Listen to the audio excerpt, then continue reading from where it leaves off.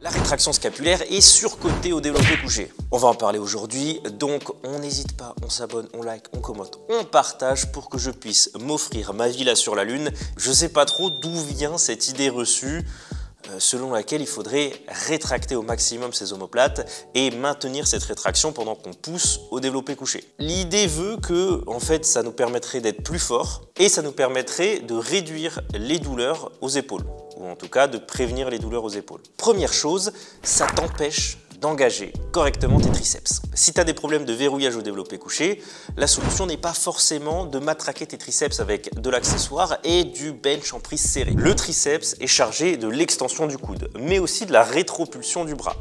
Donc, il est rattaché au niveau de ton omoplate. Ce qui veut dire que quand tu as les omoplates rétractées, ton triceps est étiré.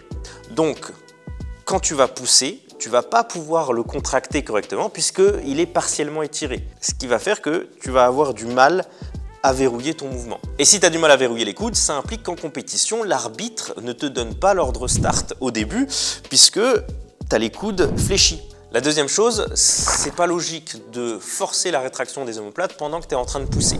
Les muscles principalement engagés pendant un développé couché sont les pectoraux, on est d'accord, les épaules et les triceps. Je parle des muscles principaux, ceux qui vont contribuer littéralement à déplacer la charge. Je mets de côté tous les muscles qui vont venir te stabiliser concrètement sur un mouvement de poussée horizontale, pectoraux, épaules, triceps. Les pectoraux qui sont chargés de l'adduction des bras et de la flexion, les triceps qui sont chargés de l'extension, tu cumules tout ça, tu as un mouvement de développé couché.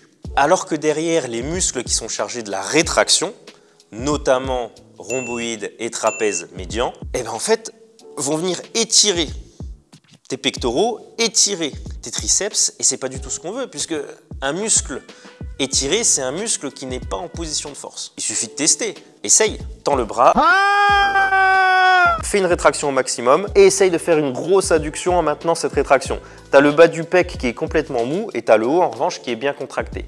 A l'inverse, tu essayes d'avoir l'omoplate relativement neutre, tu fais une grosse adduction et là tu as tout le pec qui est engagé. En forçant la rétraction pendant la poussée, tu limites ton potentiel de force en engageant des muscles qui font l'inverse de ce que tu veux faire pendant un développé couché. Et la solution alors à ces deux gros problèmes, c'est d'avoir des omoplates assez dynamiques, de laisser un certain degré de liberté aux omoplates. Il faut chercher une position neutre sur ta position de départ, et pendant la phase excentrique, tu vas avoir une rétraction naturelle, et pendant la phase concentrique, tu vas avoir une protraction naturelle. Évidemment, quand je parle de protraction, c'est pas un truc comme ça. Là, j'ai quasiment une flexion du dos.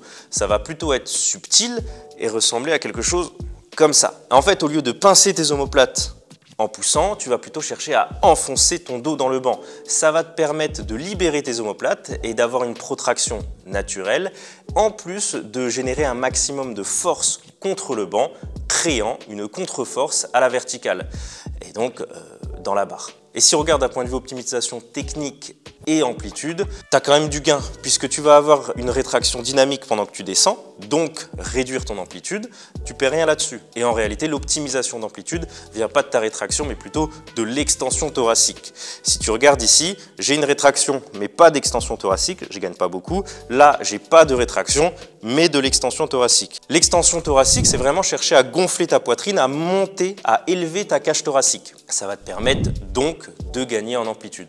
En plus de mettre tes épaules en position de force, puisque tu vas faciliter l'abaissement des omoplates, c'est le fait de rapprocher tes omoplates de tes fesses, qui là est quand même intéressant d'un point de vue force, puisque ça va rapprocher la barre du point de contact sur la poitrine, et donc avoir une trajectoire plus verticale. Et pour revenir d'un point de vue santé de l'épaule, la rétraction excessive des omoplates et le maintien de cette rétraction pendant la phase de poussée est mauvais pour tes épaules, contrairement à ce qu'on pourrait penser, puisque en maintenant cette rétraction, tu vas venir étirer certains muscles, notamment le petit pec et le dentelé, qui sont chargés de la protraction et de coller tes omoplates contre ta cage thoracique. Et en les maintenant étirés pendant que tu pousses, tu les empêches de s'engager comme ils devraient s'engager, et du coup tu les inflammes, et donc tu as mal. Donc si tu es dans ce genre de situation et que tu as mal à l'épaule, travaille sur ta protraction, essaye ce genre d'exercice qui va mettre l'accent dessus, et tu verras, normalement il y a de grandes chances que tu te sentes assez faible. Et surtout, on n'oublie pas... Tu ne sais rien comme un brocoli.